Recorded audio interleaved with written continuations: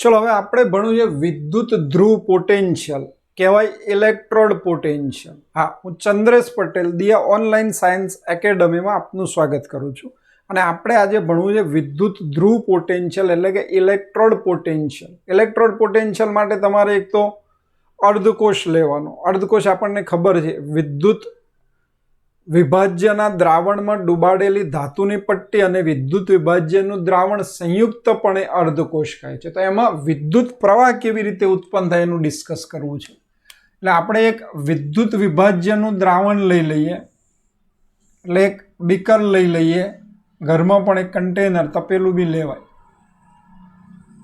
આ બીકરની અંદર વિદ્યુત વિભાજ્યનું દ્રાવણ લઈ લઈએ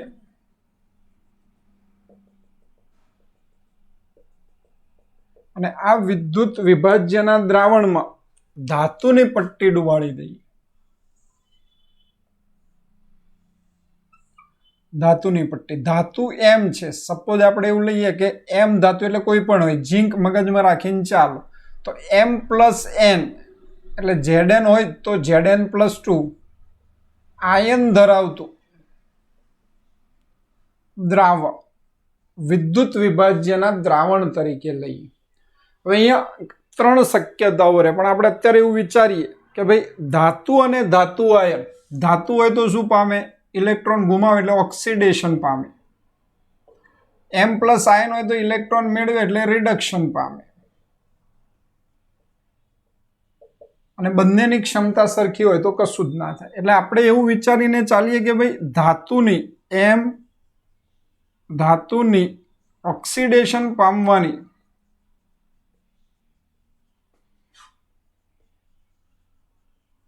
વૃત્તિ વધારે છે। एम प्लस एन ની સરખામણીમાં एम प्लस एन ની સરખામણીમાં एम ધાતુની ઓક્સિડેશન પામવાની વૃત્તિ વધારે છે। તો નેચરલી શું થશે, અહીંયા જે एम પરમાણુ છે ધાતુના એ પરમાણુ ઓક્સિડેશન પામી एन ઇલેક્ટ્રોન ગુમાવી દ્રાવણમાં જશે। એટલે આપણે લઈએ एम સોલિડ જે ધાતુના પરમાણુ હતા, શું કહ્યું ભાઈ, एम सॉलिड जे धातुना परमाणु हता आ इलेक्ट्रॉन घुमावशे, एन इलेक्ट्रॉन घुमावी एम प्लस स्वरूपे शू करे, एम प्लस एन स्वरूपे द्रावण में दाखल थशे। घुमावेला इलेक्ट्रॉन क्या जशे, तो याद राखो, वारंवार कहूं छुं द्रावण में क्यारे इलेक्ट्रॉन जाए नहीं। एटले धातुनी सपाटी उपर आ इलेक्ट्रॉन जमा थशे।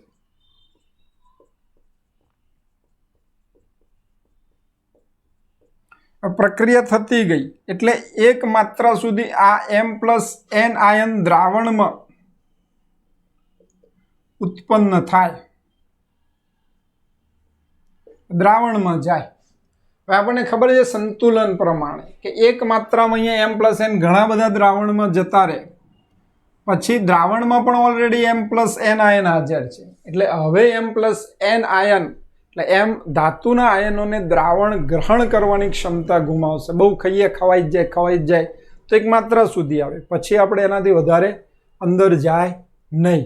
તો એવી જ રીતે એમ પ્લસ એન આયન હવે દ્રાવણ સ્વીકારશે નહીં, તો ત્યાં પાછું અહીંયા ઇલેક્ટ્રોન જમા થઈ ગયા હશે ધાતુની સપાટી ઉપર। શું થયું હશે, ઇલેક્ટ્રોન જમા થઈ ગયા હશે અને ધાતુના આયનની ઇલેક્ટ્રોન જોડે સારું બને, दौड़ता दौड़ता क्या जैसे एम प्लस आयन इलेक्ट्रॉन साथे जैसे ने प्रतिवर्ती प्रक्रिया थशे। द्रावण में एम प्लस एन आयन तो उत्पन्न थई गया, हवे वधाराना उत्पन्न थता एम प्लस एन आयनो वधाराना उत्पन्न थता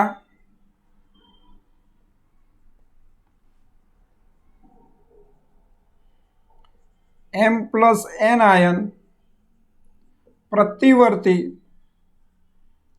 प्रक्रिया अनुभवे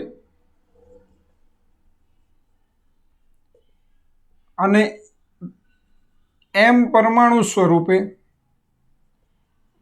धातुनी पट्टी पर एम परमाणु स्वरूपे धातुनी पट्टी उपर जमा थाय। आ पाछा एम परमाणु स्वरूपे क्या जशे, धातुनी पट्टी उपर जमा थता जशे।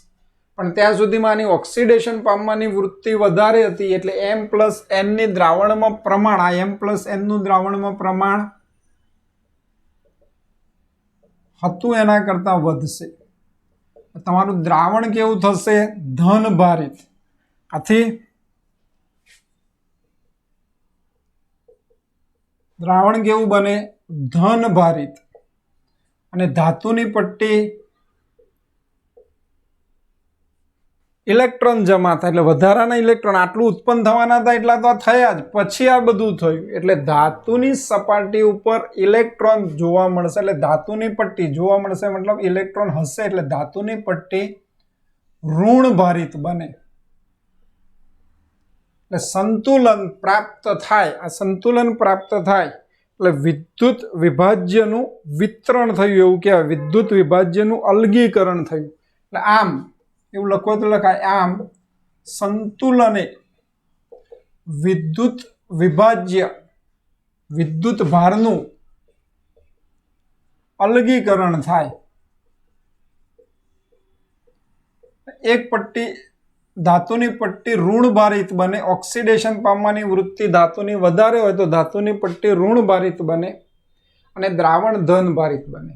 અને આવા વીજભાર, આપણને ખબર છે કે વીજભાર જો જુદા જુદા હોય એક જ સંપર્ક સપાટી ઉપર, અહીંયા અને અહીંયા વીજભાર જુદા જુદા હોય તો આ ધાતુની આંતર સપાટી ઉપર એક પ્રકારનો પોટેન્શિયલ અથવા તો ઉર્જા ઉત્પન્ન થશે અને આ પોટેન્શિયલ અથવા ઉર્જાને વિદ્યુત ધ્રુવ પોટેન્શિયલ કહે છે. આથી શું કહ્યું? આથી વિદ્યુત ધ્રુવ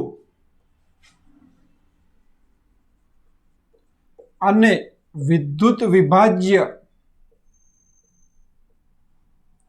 વચ્ચે પોટેન્શિયલનો તફાવત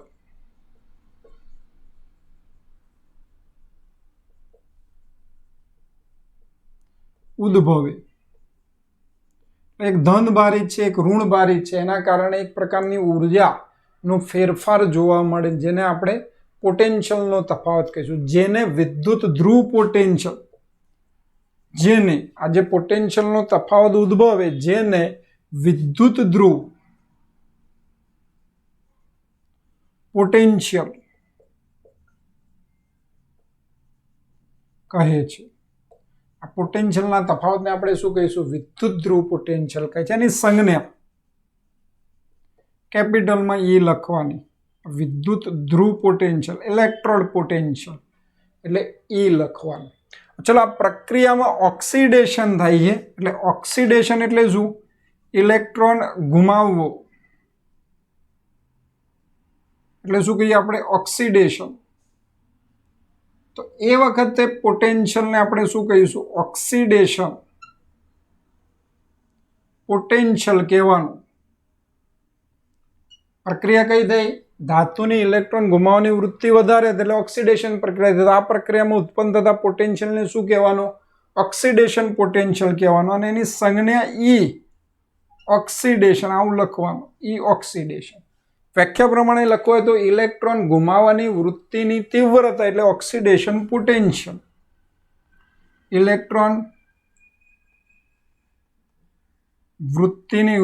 ગુમાવવાની વૃત્તિની તીવ્રતા એટલે આપણે એને શું કહીશું? Oxidation potential. તો આ રીતે તમને પોટેન્શિયલ ઉત્પન્ન થાય. એક વાત થઈ. આવું ને આવું બીજી રીતે પણ જોઈ શકાય, એની વાત કરીએ. ચલો ફરીથી એ જ વાત. અર્ધકોષ લઈએ. અર્ધકોષ એટલે વિદ્યુત વિભાજ્યનું દ્રાવણ, એમાં ધાતુની પટ્ટી. એ જ વસ્તુ વિચારી શકો. શું? ઝીંક ધાતુ લઈ લેવાની અને એની અંદર ઝીંક સલ્ફેટનું દ્રાવણ ભરેલું છે.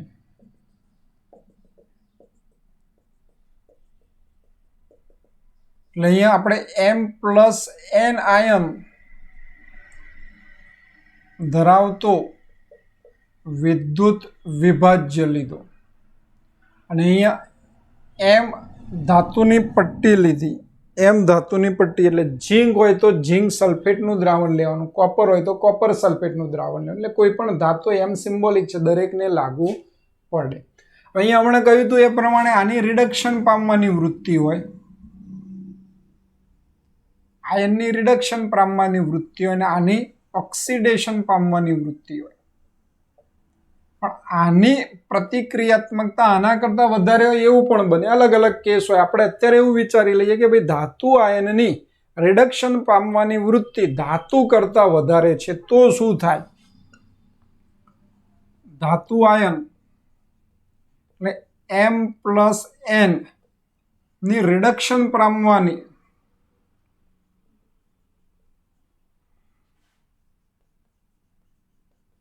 વૃત્તિ ધાતુ કરતા, ધાતુ એટલે M વધારે છે તો રિડક્શન પ્રક્રિયા થાય ઓક્સિડેશનની જગ્યાએ. એટલે અહીંયા શું થશે? M+N આયન હોય, દોડતા દોડતા ક્યાં જશે? ધાતુની સપાટી ઉપર જશે. અહીંયા N ઇલેક્ટ્રોન હોય એને મેળવે અને એ મેળવ્યા પછી શું બને? M solid. એટલે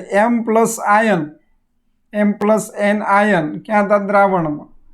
ક્યાં ગયા? ધાતુની સપાટી ઉપર. આ હતા ક્યાં? દ્રાવણમાં. આ ક્યાં છે? ધાતુની સપાટી પર. શું બનશે? M solid. ધાતુ પરમાણુમાં ફેરવાય. ફરીથી એ જ વાત સંતુલનના પ્રકરણ પ્રમાણે આ પ્રક્રિયા થતી જાય એ બધા ધાતુ બનતા જાય. શું કહ્યું? પ્રક્રિયા થતી જ જાય અને શક્ય એટલા ધાતુના પરમાણુ જમા થાય. પણ એક માત્રા હોય, એક ક્ષમતાથી વધારે ગ્રહણ કરી શકાય નહીં. એટલે અમુક પરમાણુ બન્યા પછી આ ધાતુની પટ્ટી એ ધાતુના પરમાણુઓનું ગ્રહણ કરવાનું બંધ કરશે. બંધ કરે એટલે શું થાય? પ્રક્રિયા તો ચાલુ જ રહે હંમેશા, એક વખત ચાલુ થઈ એટલે અહીંયા થશે શું? આ ધાતુના પરમાણુઓ, એટલે અહીંયા ધાતુના પરમાણુ બન્યા. હવે આપણે એવું લખ્યા વધારે બને નહીં તો શું થાય? પ્રતિવર્તી પ્રક્રિયા થાય. હવે વધારે ધાતુના પરમાણુ બનવાના જ નથી મિત્રો, તો પ્રક્રિયા કેવી થશે? પ્રતિવર્તી પ્રક્રિયા થશે. એટલે આ બનેલા ધાતુના પરમાણુ પાછા M+N આયનમાં રૂપાંતરણ થઈ જાય. એટલે પ્રક્રિયા રિવર્સ થશે. પણ ત્યાં સુધી જે બનવાના હતા એ તો બની ગયા. બનવાના હતા એ બની ગયા. એનો મતલબ શું થયું? કે ધાતુની સપાટી ઉપર ઇલેક્ટ્રોન ઘટે, ઓછા થાય. અને ધાતુના પરમાણુ દ્રાવણમાં M+N આયન ઓછા થયા.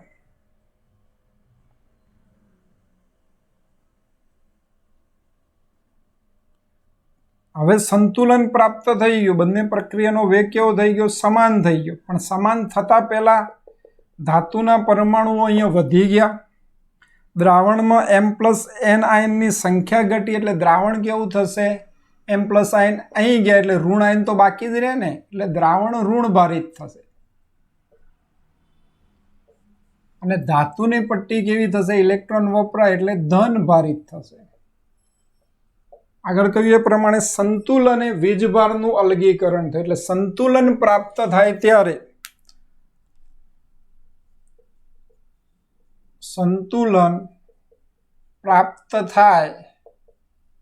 ત્યારે દ્રાવણ ઋણભારિત બને. જ્યાં રિડક્શન પ્રક્રિયા થાય ઇલેક્ટ્રોનને આપણે ઋણ ધ્રુવ તરીકે પણ ઓળખીએ છીએ. અને જ્યાં ઓક્સિડેશન અહીંયા દ્રાવણ ઋણભારિત બને અને ધાતુની પટ્ટી ધનભારિત બને. અહીંયા જ્યાં રિડક્શન પ્રક્રિયા થાય તે વિદ્યુત ધ્રુવને ધન ધ્રુવ તરીકે લઈએ છીએ. હમણાં બોલ્યો એકના બદલે શું લેવાનું? ધાતુની પટ્ટી ધન ભારિત થાય. એટલે જ્યાં રિડક્શન પ્રક્રિયા થાય તે વિદ્યુત ધ્રુવને આપણે ધન ધ્રુવ તરીકે લઈએ. અને જ્યાં ઓક્સિડેશન પ્રક્રિયા થાય તે વિદ્યુત ધ્રુવને આપણે ઋણ ધ્રુવ તરીકે લઈએ, કારણ કે ત્યાં ધાતુની પટ્ટી ઋણ ભારિત થઈ. હવે આના કારણે સંતુલન પ્રાપ્ત થાય ત્યારે ધનભાર અને ઋણભાર ઉત્પન્ન થાય. એટલે આ વિદ્યુત ભારના તફાવત ક્યાં ઉત્પન્ન થયો? ધાતુ એટલે વિદ્યુત ધ્રુવ. આ વિદ્યુત ભારનો તફાવત ક્યાં ઉત્પન્ન થાય? તો વિદ્યુત ધ્રુવ અને વિદ્યુત વિભાજ્યના દ્રાવણ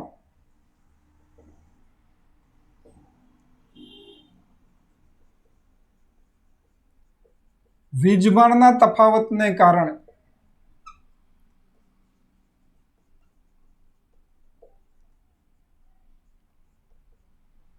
ઉર્જા ઉત્પન્ન થાય, એક પ્રકારનું દબાણ સર્જાય, બે ધન ધ્રુવ ને ઋણ ધ્રુવ વારંવાર નજીક આવે, સંપર્કમાં આવે અને શું થાય, એક પ્રકારની ઉર્જાનો તફાવત સર્જાય, જેને આપણે વિદ્યુત તફાવતને કારણે જે ઉત્પન્ન થાય ને આપણે શું કહ્યું, વિદ્યુત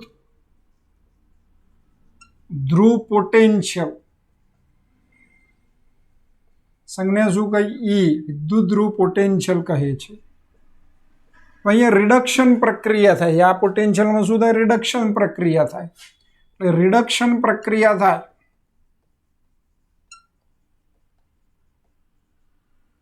તો એને રિડક્શન પોટેન્શિયલ કહેવાનું. સંજ્ઞા કઈ, ઈ, રિડક્શન પોટેન્શિયલ.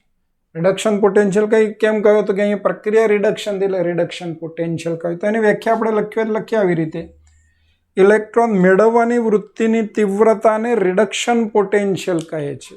રિડક્શન પોટેન્શિયલ એટલે આને ઇલેક્ટ્રોન મેળવ્યા, જેટલી તીવ્રતાથી ઇલેક્ટ્રોન મેળવે એટલી તીવ્રતાથી આ બને ત્યાં સુધી પ્રક્રિયા થઈ જાય, પછી સંતુલન પ્રાપ્ત થાય, એટલે એટલો જ પોટેન્શિયલ ઉત્પન્ન થાય.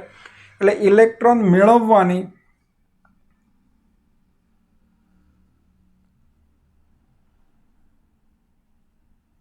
વૃત્તિની તીવ્રતાને રિડક્શન પોટેન્શિયલ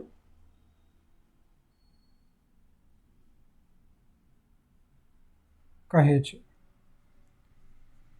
બે પોટેન્શિયલ આપણે જોયા. ઓક્સિડેશનની તીવ્રતા વધારે હોય તો ઇલેક્ટ્રોન ગુમાવે અને એના કારણે વિદ્યુત વીજભારનો તફાવત વિદ્યુત ધ્રુવ અને વિદ્યુત વિભાજ્ય ઉપર ઉત્પન્ન થાય તો એને ઓક્સિડેશન પોટેન્શિયલ.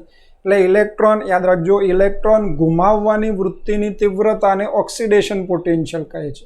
એ ક્યારે ઉત્પન્ન થાય, આની ઇલેક્ટ્રોન ગુમાવવાની વૃત્તિ વધારે હોય અને આની ઇલેક્ટ્રોન મેળવવાની વૃત્તિ કમ્પેરેટિવલી ઓછી.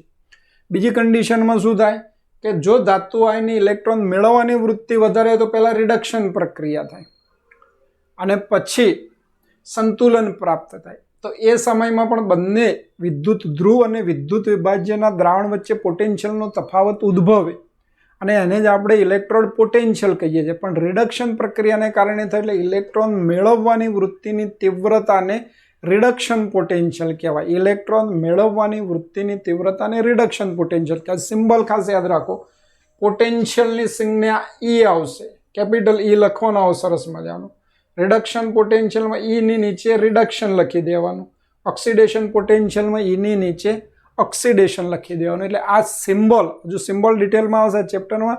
સંજ્ઞાઓ ખૂબ અગત્યની છે, સંજ્ઞાને ધ્યાન રાખશો તો ઘણા બધા એમસીક્યુ ઇઝી થઈ જશે. JEE અને ગુજકેટ અને નીટ આ બધી જ પરીક્ષામાં આના રિલેટેડ કોઈને કોઈ પ્રશ્ન હોય જ છે, એટલે આને સમજવું જરૂરી.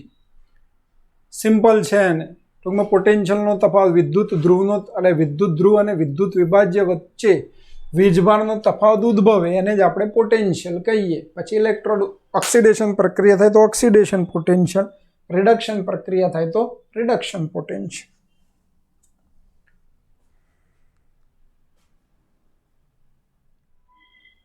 જો હવે આપણે પ્રમાણિત સ્થિતિને ધ્યાનમાં લેવી છે, આપણે પ્રમાણિત સ્થિતિને જોવું છે. એટલે પ્રમાણિત સ્થિતિ કોને કહેવાય, અર્ધકોષની. પ્રમાણિત અવસ્થા કોને કહેવાય તો કે જો તમે વિદ્યુત વિભાજ્યનું દ્રાવણ લો અને એની સાંદ્રતા, એમાં રહેલા આયનની સાંદ્રતા 1 મોલર લઈ લો,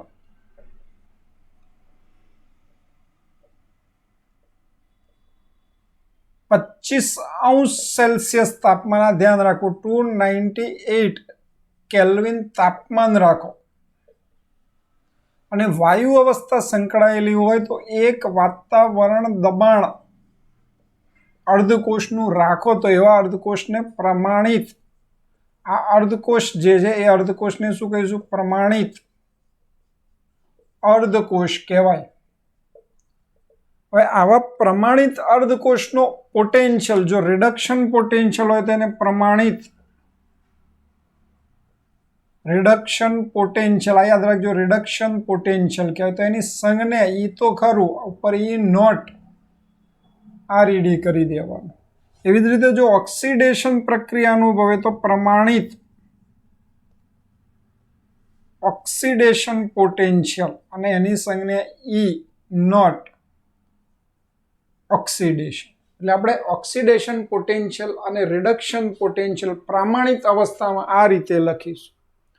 હવે માની લો કે એક જ વિદ્યુત ધ્રુવ હોય, આપણે ઝીંકની પટ્ટી લીધી અને ઝીંક સલ્ફેટનું દ્રાવણ લીધું, સિમ્પલ ZnSO4 અને ઝીંકની પટ્ટી. તો આવી ધાતુની બંને વૃત્તિની તીવ્રતાનું મૂલ્ય માપી શકાય. બંને એટલે ઇલેક્ટ્રોન ગુમાવવાની વૃત્તિની તીવ્રતા પણ માપી શકાય. તો ઝીંકની ઇલેક્ટ્રોન ગુમાવવાની વૃત્તિની તીવ્રતા માટે પ્રક્રિયા લખીએ તો ZnS Zn2+ એક્વિયસ અને 2 ઇલેક્ટ્રોન.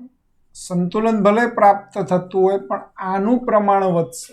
એ જ રીતે વિદ્યુત ધ્રુવ અને વિદ્યુત વિભાજ્ય વચ્ચે સંતુલને વીજભારનો તફાવત ઉત્પન્ન થાય અને એ તફાવતને આપણે કોષ પોટેન્શિયલ કહીએ. ફરીથી એની એ વાત. ચલો હવે આને મારે સંજ્ઞા ઓક્સિડેશન પોટેન્શિયલ માટે લખવી હોય તો ઈ તો લખી જ નાખવાનું, પ્રમાણિત હોય તો 0 લખી નાખવાનું. ઓક્સિડેશન પ્રક્રિયા તમારે બતાવવાની.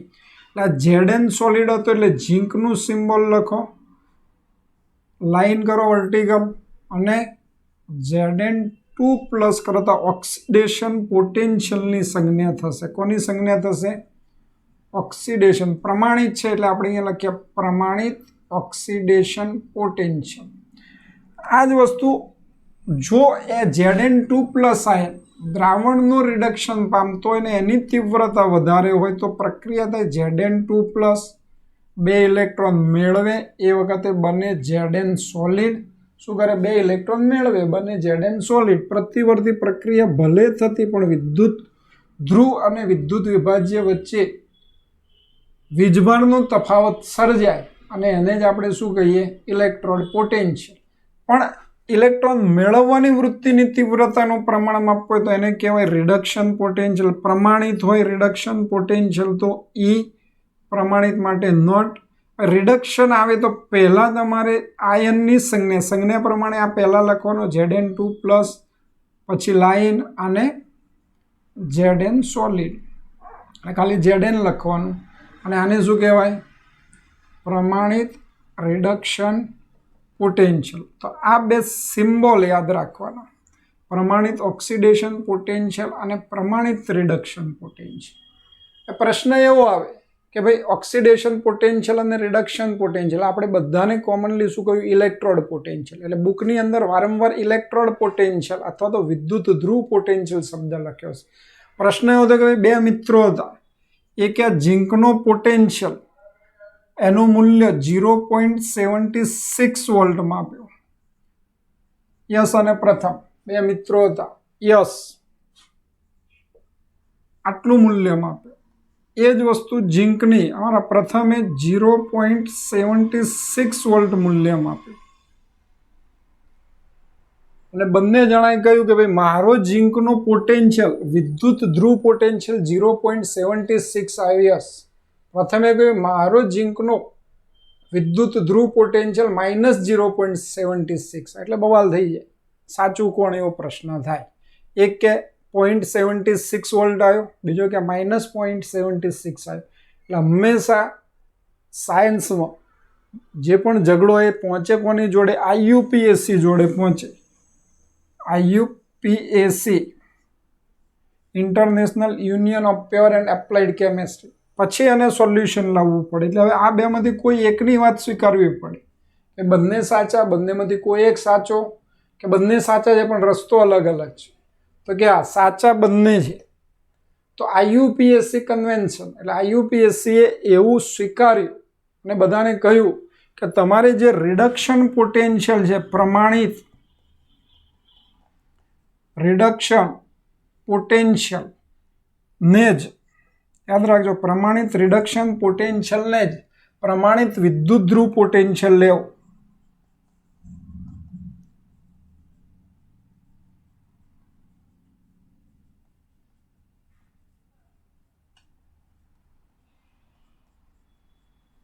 સાચા બંને પણ કે હવે પ્રમાણિત વિદ્યુત ધ્રુવ પોટેન્શિયલ એટલે પ્રમાણિત ઇલેક્ટ્રોડ પોટેન્શિયલ લખ્યું હોય તો તમારે એને રિડક્શન પોટેન્શિયલ છે એવું જ માનવાનું, એ સિવાય ઓક્સિડેશન પોટેન્શિયલને ધ્યાનમાં લેવાનું નહીં. એટલે આ ઓક્સિડેશન પોટેન્શિયલ પણ સાચો છે, આ રિડક્શન પોટેન્શિયલ પણ સાચો છે, પણ જ્યારે શબ્દ લખેલો પ્રમાણિત વિદ્યુત ધ્રુવ પોટેન્શિયલ અથવા તો પ્રમાણિત ઇલેક્ટ્રોડ પોટેન્શિયલ, ત્યારે એની વેલ્યુ કેટલી ગણવાની? -0.76 વોલ્ટ ગણવી. તો હવે પ્રશ્ન એવો આવે તો આ બંને સાચા હોય તો ચિહ્નો બદલાય. મતલબ કે રિડક્શન પોટેન્શિયલ હોય, કોઈ પણ એક જ ધ્રુવનો પ્રામાણિક સ્થિતિમાં રિડક્શન પોટેન્શિયલ હોય અને ઓક્સિડેશન પોટેન્શિયલ પણ હોય તો બંનેના મૂલ્યો સમાન હોય પણ એના ચિહ્ન જુદા હોય. એટલે કે ઓક્સિડેશન પોટેન્શિયલની આગળ માઇનસ કરી દો તો એ રિડક્શન પોટેન્શિયલમાં બદલી જશે. એટલે કોઈ પણ એક જ વિદ્યુત ધ્રુવ લો અને એના પ્રમાણિત ઓક્સિડેશન પોટેન્શિયલ અને રિડક્શન પોટેન્શિયલના મૂલ્ય આપણને યાદ ખબર પડી ગઈ કેવા હોય, સમાન હોય પણ ચિહ્નો બદલાય. રિડક્શન પોટેન્શિયલ ઋણ હોય તો ઓક્સિડેશન પોટેન્શિયલ ધન હોય. એટલે તમારે સરખામણી કરવી હોય તો આનો ઉપયોગ કરવાનો, ચિહ્ન બદલી નાખવાનું તો ઓક્સિડેશન પોટેન્શિયલ રિડક્શનમાં રૂપાંતરિત થઈ જાય. રિડક્શન પોટેન્શિયલની આગળ ધન હોય ને ઋણ લખો તો ઓક્સિડેશન પોટેન્શિયલમાં રૂપાંતરિત થઈ જાય. એટલે એમસીક્યુની અંદર આવા પ્રશ્નો કન્ફ્યુઝ કરવા માટે ઘણા બધા પૂછે છે. તો ઓક્સિડેશન પોટેન્શિયલ અને રિડક્શન પોટેન્શિયલની વાત. આ વિદ્યુત ધ્રુવની ઇલેક્ટ્રોન ગુમાવવાની કે મેળવવાની તીવ્રતા આપણે અર્ધકોષ છે એટલે આટલું હું લઉં, આટલો જ ભાગ લઉં અને એમ વિચારું કે વિદ્યુત પ્રવાહ ઉત્પન્ન થશે તો અર્ધકોષ વિદ્યુત પ્રવાહ ઉત્પન્ન કરી શકે નહીં. એની સર્કિટ પૂરી થતી નથી, રેડોક્સ પ્રક્રિયા પૂર્ણ થઈ શકે નહીં. અહીંયા આટલામાં આટલી પ્રક્રિયા થાય એટલે ઇલેક્ટ્રોનની આખી જે રેડોક્સ પ્રક્રિયા છે ક્યારેય પૂર્ણ થાય નહીં. રેડોક્સ પ્રક્રિયા પૂર્ણ ના થાય તો અર્ધકોષ વિદ્યુત પ્રવાહ ઉત્પન્ન ના કરી શકે. એટલે એક જ અર્ધકોષના ઇલેક્ટ્રોડ પોટેન્શિયલનું મૂલ્ય માપી શકાય નહીં. આપણે શું કરીએ છીએ, બે અર્ધકોષ જુદા જુદા બે અર્ધકોષને જોડીએ છીએ વિદ્યુત વાહક તાર દ્વારા ગેલ્વેનોમીટર મારફતે અથવા પોટેન્શિયોમીટર મારફતે અને ક્ષાર સેતુ દ્વારા જોડીએ અને બે અર્ધકોષોના વિદ્યુત પોટેન્શિયલનો અથવા તો ઇલેક્ટ્રોડ પોટેન્શિયલનો તફાવત માપીએ છીએ. અને આ ઇલેક્ટ્રોડ પોટેન્શિયલનો જે તફાવત માપીએ એને EMF ઇલેક્ટ્રોમોટિવ ફોર્સ, શુદ્ધ ગુજરાતીમાં વિદ્યુત ચાલક બળ કહેવાય. ફરીથી શું કર્યું, એક અર્ધકોષ વિદ્યુત પ્રવાહ ઉત્પન્ન કરે જ નહીં કારણ કે રેડોક્સ પ્રક્રિયા પૂર્ણ થતી નથી. અહીંયા જ ઇલેક્ટ્રોન ઉત્પન્ન થઈને અહીંયા જ વપરાઈ જાય એટલે ઇલેક્ટ્રોનનું એક દિશામાંથી બીજી દિશામાં વહન મળતું નથી, એટલે વિદ્યુત પ્રવાહ શક્ય નથી. પણ આપણે આની વિદ્યુત પ્રવાહ ઉત્પન્ન કરવાની ક્ષમતા માપવી હોય તો શું કરવાનું, તો બે અર્ધકોષ લેવાના, બે અર્ધકોષને જોડવાના એટલે ગેલ્વેનિકનો કોષ બને. એટલે ગેલ્વેનિકનો કોષ કેવી રીતે બને એની વાત કરો તો કોઈ પણ બે જુદા જુદા અર્ધકોષ લઈ, ફરીથી બે જુદા જુદા, એક આર્યો લીધો તો બીજો ઝીંકનો લેવાનો, અરે ઝીંકનો લીધો તો બીજો મેગ્નેશિયમનો લેવાનો અર્ધકોષ, કોપરનો લેવાનો, સિલ્વરનો લેવાનો, હાઇડ્રોજન વાયુ વિદ્યુત ધ્રુવ લેવાનો, કોઈ પણ લઈ શકો. અને બંને વિદ્યુત ધ્રુવને વાહક તાર દ્વારા જોડીને બંને દ્રાવણોને ક્ષાર સેતુ દ્વારા જોડો તો ગેલ્વેનિકનો કોષ બની જાય. તો એ બંને કોષના વિદ્યુત ધ્રુવ પોટેન્શિયલનો તફાવત માપી શકાય અને આ વિદ્યુત ધ્રુવ પોટેન્શિયલના તફાવતને વિદ્યુત ચાલક બળ અથવા તો કોષ પોટેન્શિયલ કહે છે. એને શું કહે, વિદ્યુત ચાલક બળ અને કોષ પોટેન્શિયલ કહે. પણ આપણે એક જ વિદ્યુત ધ્રુવના પોટેન્શિયલ, આનો પોટેન્શિયલ એકલાનો કેટલો હશે એવું માપવું હોય તો બીજા કોઈ અર્ધકોષ એનો પોટેન્શિયલ શૂન્ય સ્વીકારી અને એની સાથે જોડવાનો. ચલો એની વાત. હવે કોષ પોટેન્શિયલની ચર્ચા કરવી છે.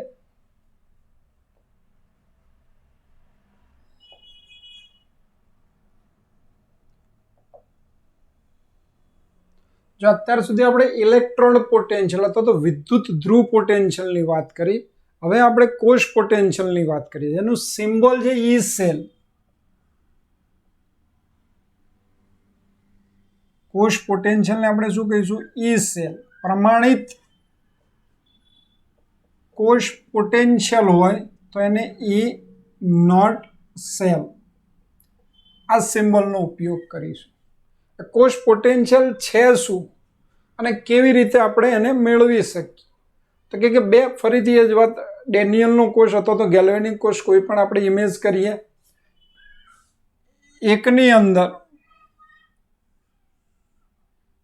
વિદ્યુત વિભાજ્યનું દ્રાવણ અને એ જ આયન ધરાવતા અથવા તો જે ધાતુની પટ્ટી ડૂબાડીએ એ ધાતુનો આયન ધરાવતું વિદ્યુત વિભાજ્યનું દ્રાવણ લઈ લીધું, જે ધાતુની પટ્ટી ડૂબાડીએ એ જ ધાતુનો આયન ધરાવતું વિદ્યુત વિભાજ્યનું દ્રાવણ લઈ લીધું.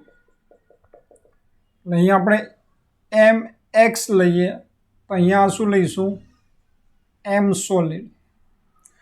બીજાની અંદર એવી જ રીતે બીજો વિદ્યુત ધ્રુવ લઈએ,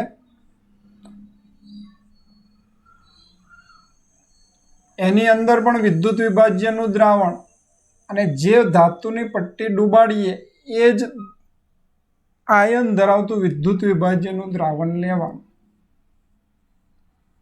આને આપણે N કહીએ અને આને NX કહીએ. તો આ બે વિદ્યુત ધ્રુવ થઈ ગયા. આને આપણે જોડીએ.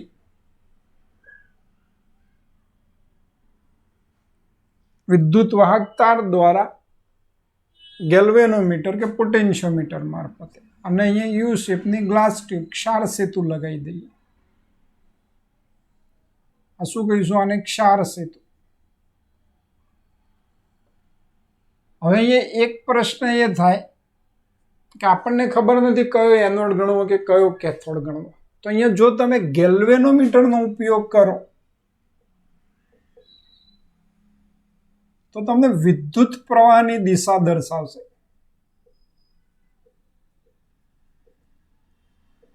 ગેલ્વેનોમીટરનું કામ શું? વિદ્યુત પ્રવાહની દિશા દર્શાવે. એટલે કે પારંપરિક દિશા, વિદ્યુત પ્રવાહની દિશા એટલે પારંપરિક પ્રવાહ.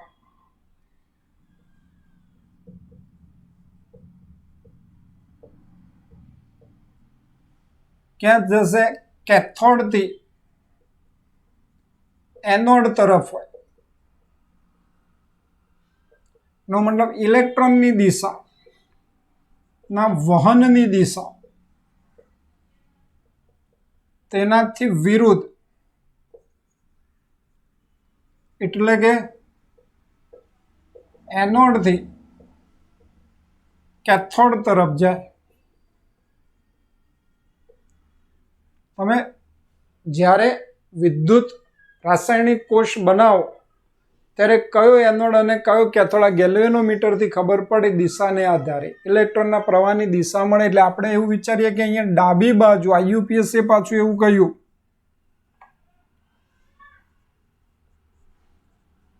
ડાબી બાજુ શું દર્શાવવાનું? એનોડ. એટલે અહીંયા આપણે આને લખીશું એનોડ. જમણી બાજુ શું દર્શાવવાનું? કેથોડ. એનોડ ઉપર હંમેશા ઓક્સિડેશન પ્રક્રિયા થાય.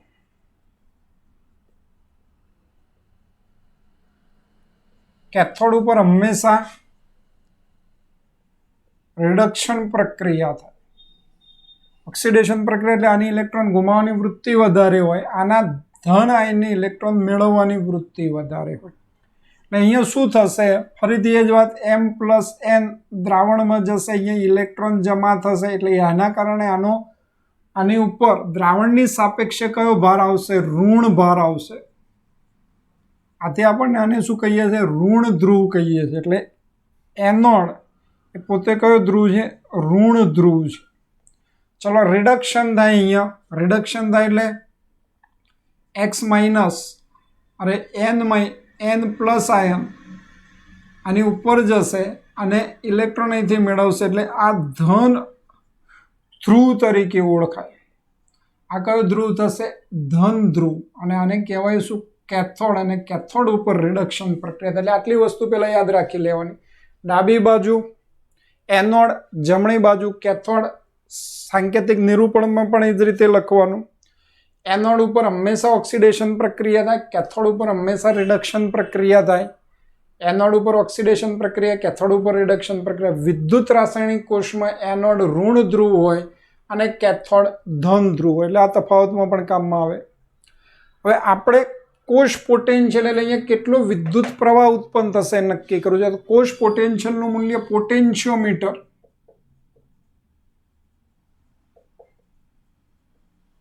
થી કોષ પોટેન્શિયલનું મૂલ્ય મપાય.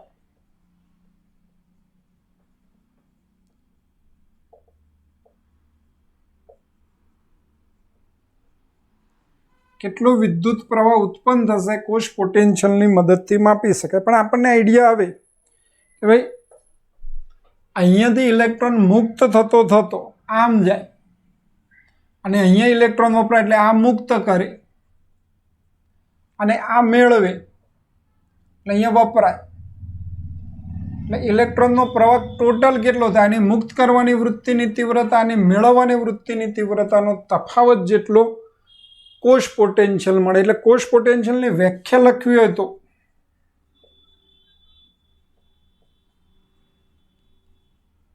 બે વિદ્યુત ધ્રુવોની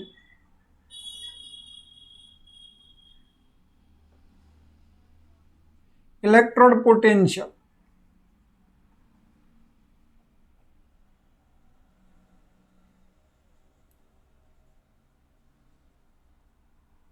ના તફાવતને કોષ પોટેન્શિયલ કહે છે.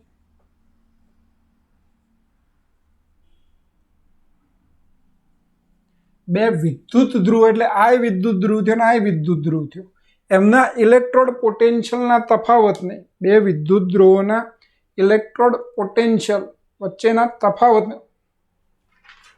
શું કહેવાય?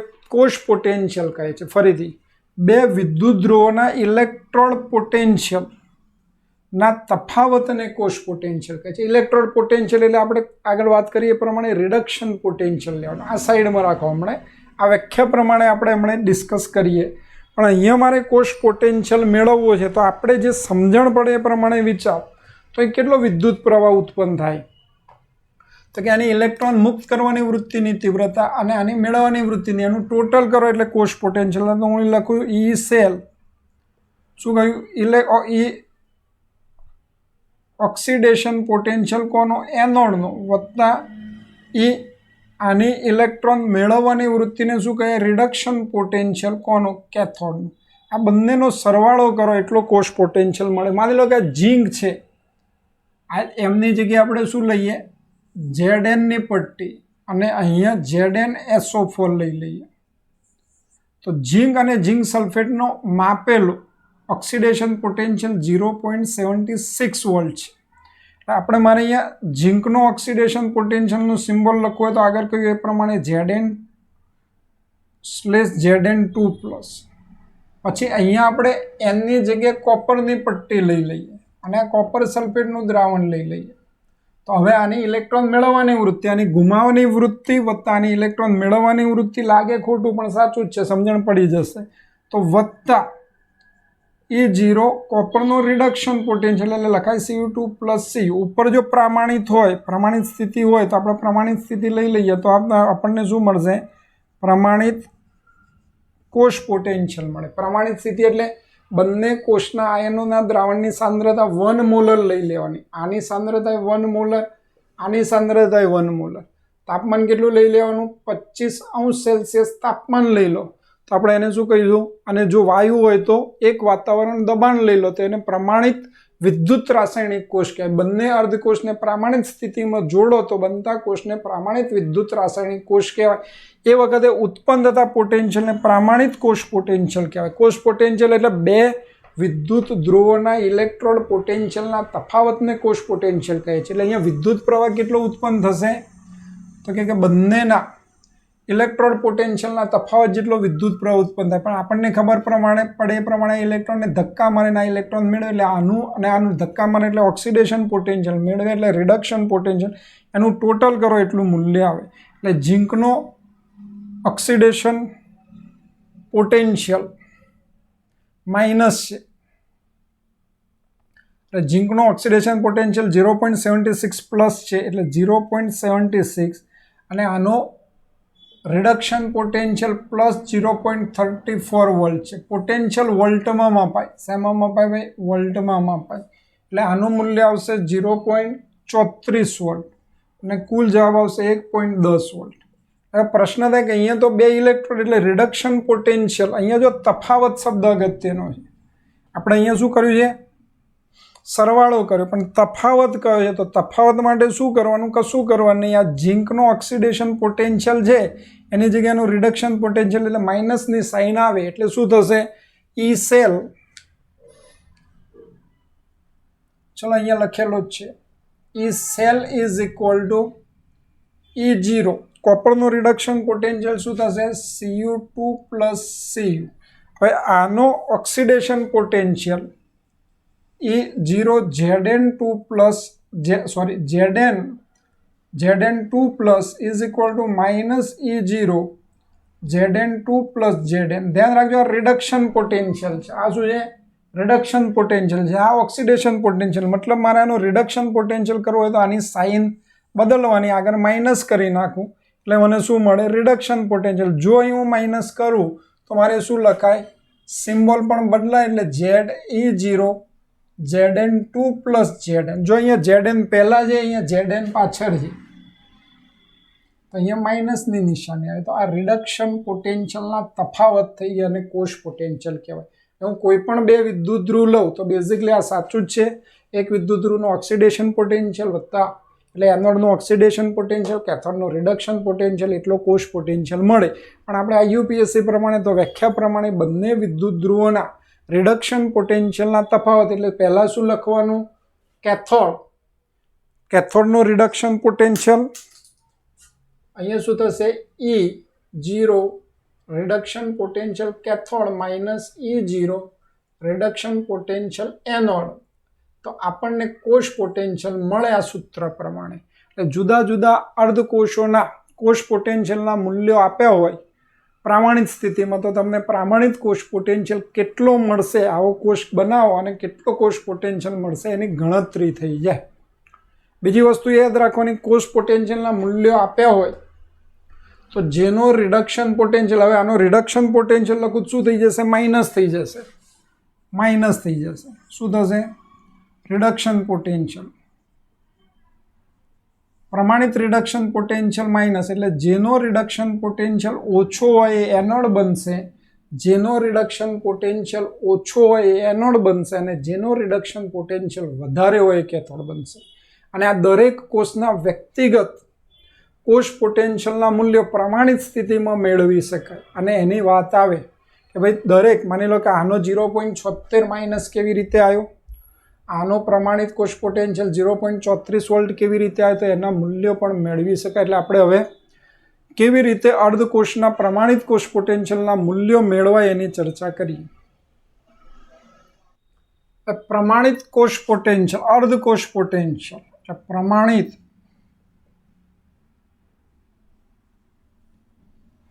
ઇલેક્ટ્રોડ પોટેન્શિયલ, વિદ્યુત ધ્રુવ પોટેન્શિયલ,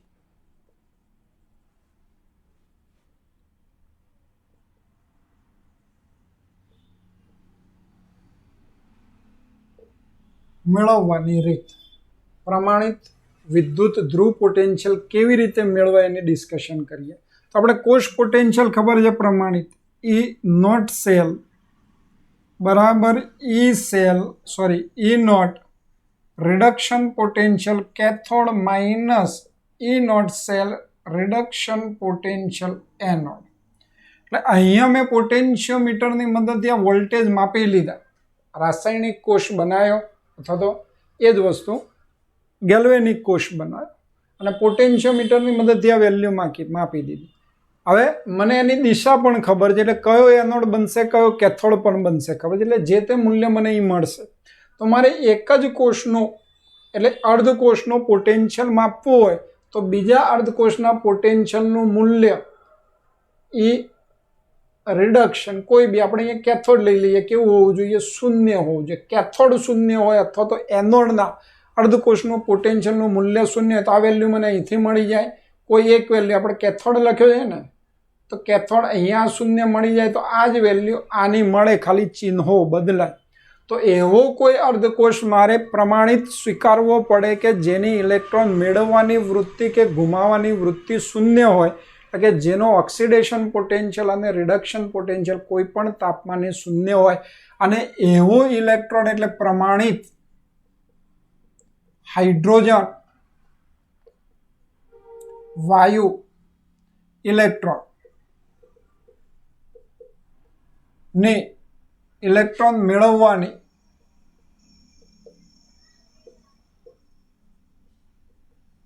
કે ગુમાવવાની વૃત્તિ શૂન્ય સ્વીકારવામાં આવી.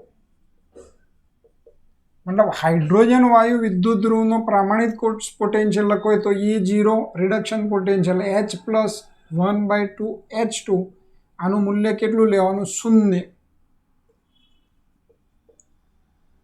આ હાઇડ્રોજન વાયુ વિદ્યુત ધ્રુવના કોષ પોટેન્શિયલને આપણે સંદર્ભ વિદ્યુત ધ્રુવ તરીકે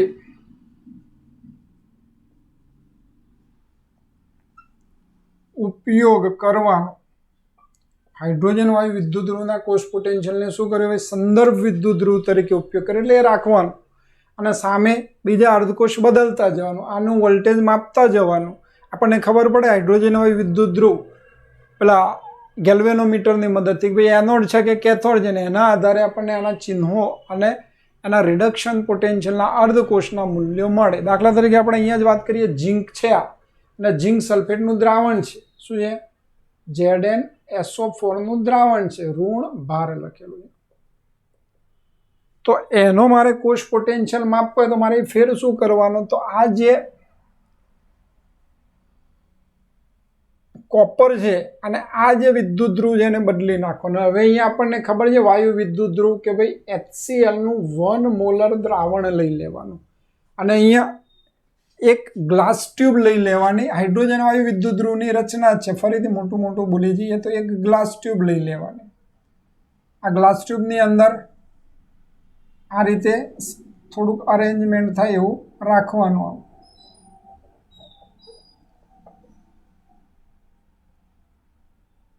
નીચેથી હવા આવી શકે. પ્લેટિનમનો વાયર, પ્લેટિનમ બ્લેકનો ઢોળ ચડાવેલી પ્લેટિનમની પટ્ટી અને અહીંયા કોપર. આ પ્લેટિનમની પટ્ટી ઉપર મર્ક્યુરીનું આવરણ, હાઇડ્રોજન વાયુ દાખલ થાય એવી રચના H2, એનું દબાણ પ્રમાણિત સ્થિતિમાં લેવાનો છે એટલે એક વાતાવરણ. અહીંયા હાઇડ્રોજન વાયુ અંદર દાખલ અને આને વિદ્યુત વાહક તાર દ્વારા જોડી દેવાનું. પ્રમાણિત સ્થિતિમાં આનું પણ સાંદ્રતા 1 મોલર, તાપમાન બંનેનું 25°C રાખો એટલે આપણને આ જે બન્યો એ પ્રમાણિત વિદ્યુત રાસાયણિક કોષ બન્યો કહેવાય. હવે એના કોષ પોટેન્શિયલનું મૂલ્ય મારે માપવું છે તો પેલું સાંકેતિક નિરૂપણ કોની મદદથી ખબર પડશે? ગેલ્વેનોમીટરની મદદથી કે ભાઈ ઝીંક એનોડ છે અને આ કેથોડ છે. તો ઝીંક એનોડ હોય તો સાંકેતિક નિરૂપણમાં શું આવશે? પહેલાં ઝીંકનું સિમ્બોલ Zn ઘન સ્વરૂપે આવશે. ચલો પછી ઊભી લાઈન Zn2+ એક્વિયસ, એની સાંદ્રતા પ્રમાણિત છે એટલે 1 મોલર. પછી ક્ષાર સેતુ દર્શાવવા 2 લાઈન. પછી હાઇડ્રોજન વાયુ વિદ્યુત ધ્રુવ છે એટલે હાઇડ્રોજનનો સક્રિય આયન H+, સાંદ્રતા એની એક તો દ્રાવણમાં એટલે એક્વિયસ 1 મોલર. પછી હાઇડ્રોજન વાયુ ગેસ 1 વાતાવરણ અને પ્લેટિનમની પટ્ટી એટલે અહીંયા નીચે કપાય એટલે આપણે આને થોડુંક નજીક લખીએ. H2 1 વાતાવરણ અને PT અહીંયા નીચે એક જ લાઈનમાં લખવાનું ભાઈ. તો હવે આનું મૂલ્ય માપ્યું તો આવ્યું 0.76 વોલ્ટ. કેટલું આવ્યું? 0.76. E0 સેલ કહેવાય આને. E સેલ પ્રમાણિત સ્થિતિ એટલે E0 સેલ. તો એ લખી નાખું 0.76 વોલ્ટ. ચલો હવે રિડક્શન પોટેન્શિયલ કોનો સિમ્બોલમાં લખવું હોય તો પણ લખાય. રિડક્શન પોટેન્શિયલ કેથોડ એટલે E0 H2, રિડક્શન છે એટલે H+ અને 1/2 H2 minus E0 Zn2 plus reduction છે એટલે આયન પહેલા, રિડક્શન છે એટલે આયન પહેલા અને Zn. આનું મૂલ્ય 0.76 વોલ્ટ.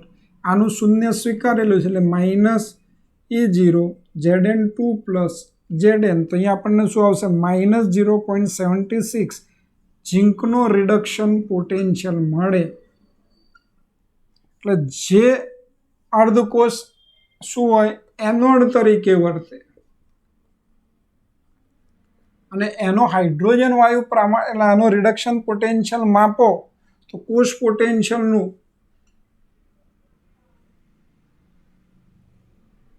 ઋણ મૂલ્ય તેનો રિડક્શન પોટેન્શિયલ થઈ જાય. વિધિ કરી હાઇડ્રોજન વાયુ સાથે પ્રમાણિત વિદ્યુત ધ્રુવ લેવાના બંને અને પછી માપવાનું, નહીં તો પાછું કંઈક જુદું મળે. એટલે જ્યારે પ્રમાણિત હાઇડ્રોજન વાયુ વિદ્યુત ધ્રુવને સંદર્ભ વિદ્યુત ધ્રુવ તરીકે લો અને બીજો અર્ધકોષ જો એનોડ તરીકે વર્તતો હોય એ ખબર પડે ગેલ્વેનોમીટર મારફતે, તો આ કોષ પોટેન્શિયલનું ઋણ મૂલ્ય તે વિદ્યુત ધ્રુવનો રિડક્શન પોટેન્શિયલ થઈ જાય. પછી આ ગણતરી કરવાની જરૂર રહે નહીં. એવી જ રીતે તમે હવે કોપર લઈ લો. આ જ વિદ્યુત ધ્રુવને આપણે બદલી નાખીએ.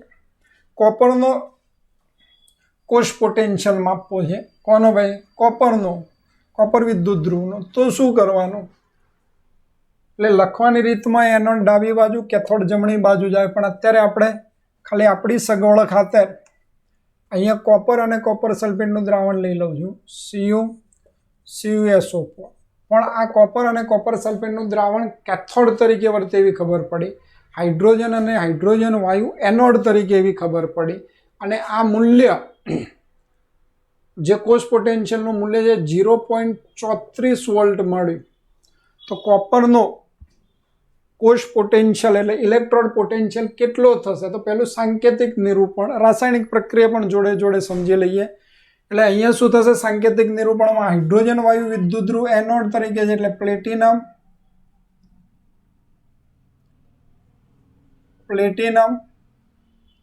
પછી H2 વાયુ એક વાતાવરણ, પછી H પ્લસ એક્વિયસ 1 મોલર ક્ષાર સેતુ, Cu2 પ્લસ એક્વિયસ 1 મોલર અને Cu સોલિડ. આનું સાંકેતિક નિરૂપણ. ચલો એનોડ ઉપરની પ્રક્રિયા.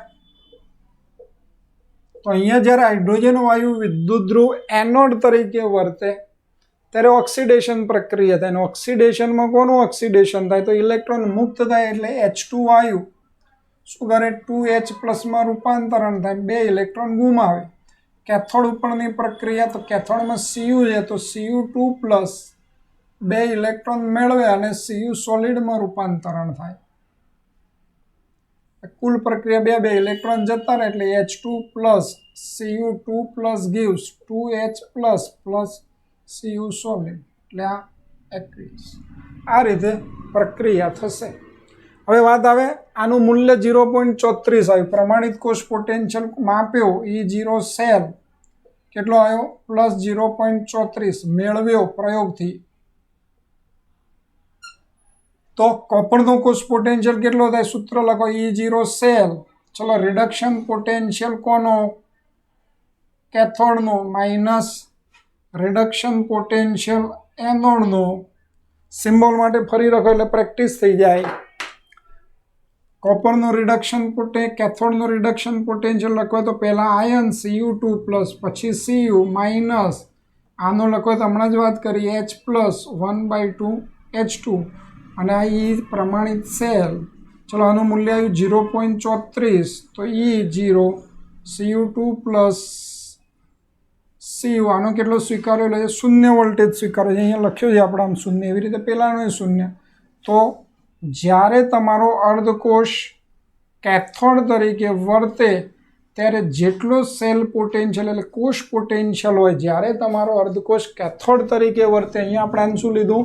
આ ધ્યાન રાખજો. અત્યારે કેથોડ અહીંયા ભલે ડાબી બાજુ લખ્યું જગ્યાના અભાવે, અને આ એનોડ છે. હંમેશા પણ ભૂલ એટલા માટે કરું તમને પણ યાદ રહે, એનોડ ડાબી બાજુ લખવાનું એટલે અહીંયા લખવાનું, આને આ બાજુ દોરવાનો આવે. કેથોડને કઈ બાજુ દોરવાનો આવે? જમણી બાજુ દોરવાનો આવે. એટલે અહીંયા જો આ કેથોડ તરીકે વર્તતો હોય તો જેટલો કોષ પોટેન્શિયલનું મૂલ્ય આવે એ જ એ અર્ધકોષનો ઇલેક્ટ્રોડ પોટેન્શિયલ થાય. એટલે આવી રીતે આપણે જુદા જુદા અર્ધકોષના ઇલેક્ટ્રોડ પોટેન્શિયલના મૂલ્યો મેળવીએ અને એને રિડક્શન પોટેન્શિયલના ઉતરતા ક્રમમાં ગોઠવીએ તો એક આખી શ્રેણી મળે અને આ શ્રેણીને EMF ઇલેક્ટ્રોમોટિવ ફોર્સ શ્રેણી કહે છે. અને અહીંયા તફાવતને કારણે બે વિદ્યુત ધ્રુવોને જોડી જે ઇલેક્ટ્રોડ પોટેન્શિયલનો તફાવત ઉદ્ભવે એને એ વિદ્યુત રાસાયણિક કોષનો ઇલેક્ટ્રોમોટિવ ફોર્સ કહેવાય. એટલે અહીંયા આ વિદ્યુત રાસાયણિક કોષનો ઇલેક્ટ્રોમોટિવ ફોર્સ આટલો થયો. ગુજરાતીમાં વિદ્યુત ચાલક બળ પ્રામાણિક સ્થિતિમાં છે. પ્રામાણિક સ્થિતિમાં ના હોય તો પણ એને ઇલેક્ટ્રોમોટિવ ફોર્સ જ કહેવાય. એ કોષનો વિદ્યુત ચાલક બળ અથવા તો EMF કહેવાય. પણ હાઇડ્રોજનનો 0 છે. હાઇડ્રોજનનો કેટલો છે? 0 છે. એટલે અહીંયા આ અર્ધકોષનો પણ આ શું થશે?